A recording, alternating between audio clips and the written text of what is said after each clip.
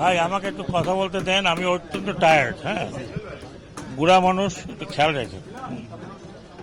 প্রথমত হচ্ছে আমি এইমাত্র পুলিশ হসপিটাল থেকে এসেছি। পুলিশের মোরাল অনেক ডাউন। চেষ্টা করছি যাতে পুলিশ ফিরে আসে।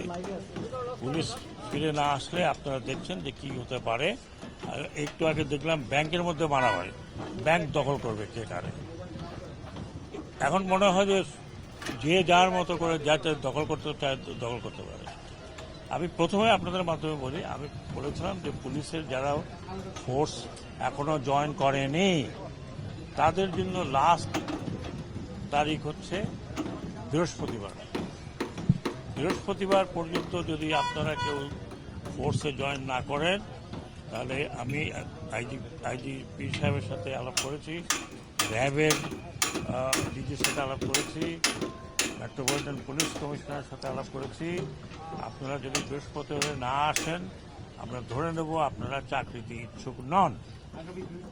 আগামী এই বৃহস্পতিবার, আগামীটা আবার কি, এই বৃহস্পতিবারের মধ্যে যে যার জায়গায় চলে যাবেন, ডিউটিতে থাকবেন। যা হয়ে গেছে সেটা হয়তো কারোর গায়ে কেউ হাত দেবেন না। বিচার করার আমরা প্রক্রিয়াটা করব, বিচার বিভাগ বিচার করবে। যারা দোষী হবেন, বড় দোষী ছোট দোষী যেই হোক, তাদের পানিশমেন্ট হবে। তাড়াওভাবে কাউকে দোষারোপ করা যাবে না। জনগণকে আমি এটুকু বলতে চাই, আপনারা পুলিশের গায়ে হাত উঠাবেন না। কারণ আপনারা এখন দেখছেন যে আপনারা নিজেরাই সাফার করছেন। আমি রাতে আমার কাছে টেলিফোন আসে, অমুক জায়গায় ডাকাতি হয়েছে।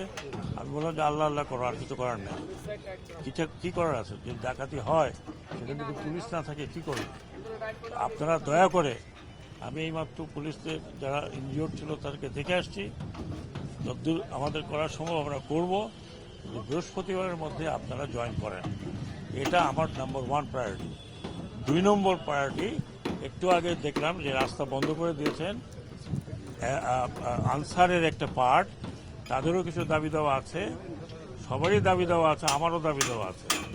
আমার দাবি দেওয়া হলো যে আপনারা ফিরে যান। আমি আপনাদেরকে কথা দিচ্ছি, আমি স্বরাষ্ট্র উপদেষ্টা হিসাবে এটা আমার দায়িত্ব আপনাদের কাছে আসা, আপনাদের কথা শোনা এবং যতদূর সম্ভব আমার পক্ষে ইমিডিয়েট যা করার করব। যেটা কিছু অন্য কিছু ইমপ্লিমেন্টেশন থাকে, অন্য মন্ত্রণালয় থাকে, আমরা আলোচনা করে করব। আপনারা দয়া করে রাস্তা ছেড়ে দেন, রাস্তা থেকে